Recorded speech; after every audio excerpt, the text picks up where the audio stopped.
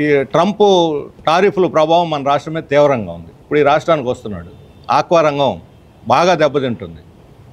రైతులు దెబ్బతింటున్నారు, వ్యాపారస్తులు దెబ్బతింటున్నారు, ఈ ప్రాసెసింగ్ యూనిట్లు దెబ్బతింటున్నాయి, అందరూ ఆందోళనగా ఉన్నారు. అలాగే ఇప్పుడు ట్రంప్ చర్చలు జరుగుతున్నాయి. ట్రంప్ ఒత్తిడికి లొంగి వ్యవసాయ రంగం దిగుమతులు కానీ చేసుకునే పని అయితే పౌల్ట్రీ రంగం, డైరీ రంగం, వ్యవసాయంలో ముఖ్యంగా పత్తి, ఈ మొక్కజొన్న ఇవన్నీ ఎఫెక్ట్ అవుతాయి.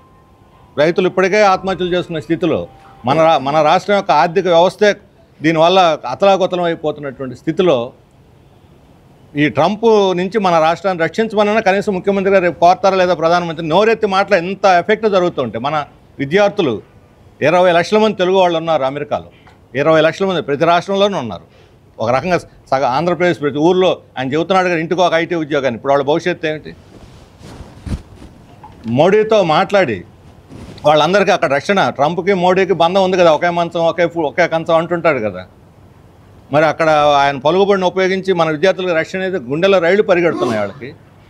అక్కడ ఉండే వాళ్ళకి 20 ఏళ్ళ నుంచి 30 ఏళ్ళ నుంచి పనిచేస్తున్న వాళ్ళు 40 సంవత్సరాల వయసులో పిల్లలు, వాళ్ళ చదువులు, అక్కడ అప్పులు, ఇళ్ళు కట్టుకున్నారు, ఈఎంఐలు, వీటన్నిటి భవిష్యత్తు ఇక్కడికి వస్తే వాళ్ళందరికీ ఒకవేళ వెనక్కి వస్తే వాళ్ళందరికీ ఇక్కడ ఉపాధి కల్పించగలరా? ఏమైపోద్ది రాష్ట్రం? అక్కడి నుంచి ఎంతో రెమిటెన్సెస్ వస్తున్నాయి. ప్రతి ఊళ్ళో ఆర్థిక వ్యవస్థ, గ్రామీణ ఆర్థిక వ్యవస్థ ఇక్కడ బతకడం ఎంతో కొంత కొంచెం మధ్యతరగతి వాళ్ళని నిలబడటానికి రెమిటెన్సెస్ ఒక కారణం. అక్కడి నుంచి వచ్చే డబ్బు. అభివృద్ధి కార్యక్రమాలు కూడా సహాయం చేస్తున్నారు వాళ్ళు. ఇప్పుడు P4కి సహాయం చేయమని వాళ్ళు అడుగుతూ ఉన్నారు. కానీ వాళ్ళ భవిష్యత్తే అక్కడ అంధకార బంధనం అవుతుంటే దానికి కనీసం విచారం కూడా వ్యక్తం చేయాలి. నేను చర్య తీసుకుంటాను ఒక మాట ఇంతవరకు మాట్లాడటానికి సిద్ధపట్ల మన రాష్ట్ర ప్రభుత్వం వాళ్ళ భవిష్యత్తు గురించి. ఇవన్నీ ప్రధానమంత్రి ద్వారా, విదేశాంగ శాఖ ద్వారా అక్కడ మన విద్యార్థులకి, మన ఉద్యోగులకి రక్షణ కల్పించాలి. అందుకని వ్యవసాయ రంగాన్ని నుంచి రక్షణ, మన టెక్స్టైల్ పరిశ్రమకి, ఫార్మా పరిశ్రమకి, చివరికి సినిమా పరిశ్రమకు కూడా ఇప్పుడు ఇబ్బంది వచ్చింది. తెలుగు సినిమా పరిశ్రమ చాలా ప్రఖ్యాతిగాంచింది.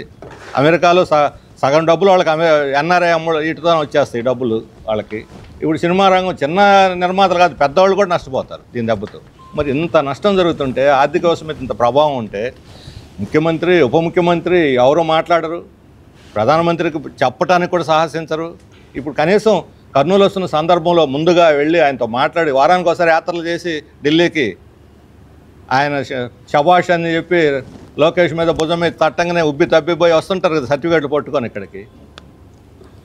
కొన్ని ఇంత ఖర్చు పెట్టి ఇంత సమయం చేసి ఓదంపుడు వినిపించడానికి కాదు కదా. నిర్దిష్టమైన చర్యలు మన రాష్ట్ర అభివృద్ధికి పెండింగ్లో ఇంతకుముందే ప్రధానమంత్రి చేసిన వాగ్దానాల అమలుకు, చట్టంలో ఉన్నటువంటి వాటి మన హక్కులు అమలు జరపడానికి, మన విద్యార్థులు, ఉద్యోగుల రక్షణకి చర్యలు ప్రకటించాలని ముఖ్యమంత్రి ఆయన పలుకుబడిని ఉపయోగించి రాష్ట్ర ప్రభుత్వం ఒత్తిడి తెచ్చాను ప్రధానమంత్రి చేత. లేకపోతే అది వృధా అవుతుంది. ఆ రకంగా చేయకపోతే గత అనుభవాలను బట్టి ఖచ్చితంగా దీని మీద నిరసన కూడా ప్రకటించాల్సిన పరిస్థితి వస్తుంది.